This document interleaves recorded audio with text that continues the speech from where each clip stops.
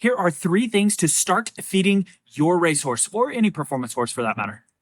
The foundation of any horse's diet has to be forage. And what you want in a racehorse is racehorses are exerting tons of energy. So to replace all of the energy that they are losing, you want to help repair and recover their muscles. The best way to do that is through protein. What is the highest protein forage we want then? The highest protein forage that you can find for horses is going to be alfalfa.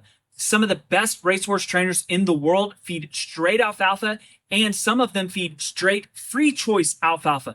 That is going to be what a racehorse needs as far as its forage is concerned. So that is where you start with a racehorse. Next would be the feed. Most of a racehorse's nutrition cannot be only done with forage because the racehorse is burning so many calories that it needs extra fat majority of the time that you cannot get from forage. Now, to replace some of that extra calories that you need, you have to introduce a feed for them. So what we are going to do is I'm going to tell you about the number 1 product that we sell, which is the Purina Impact Racetrack for race horses. We have a store inside of Remington Park, and this is the number 1 product on the backside for those horses that people buy.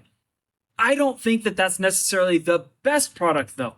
What I think is the best product, if you are feeding alfalfa, if you're feeding a very high quality, high protein alfalfa, you probably don't need a 14% protein diet. You don't need a 14% protein feed. You could probably get by with a 12% protein feed. And so I would recommend feeding something like the 12% protein feed, 8% fat. An example of that would be Purina Race Ready, which is going to be lower in protein but higher in fat. The horse needs extra feed beyond just the forage to get those fat calories, not necessarily protein.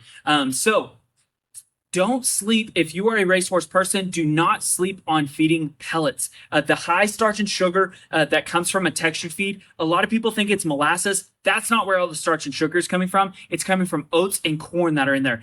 Oats and corn are the 2 highest ingredients in starch and sugar, mostly in a performance horse feed. Oats and corn are very high in starch and sugar, and that's what makes up the base of a textured feed. So if you're a racehorse person, do not sleep on pellets. Once you transition over, you typically can get your horse to eat it. The last thing you have to feed your racehorse, 89% of thoroughbred racehorses have ulcers.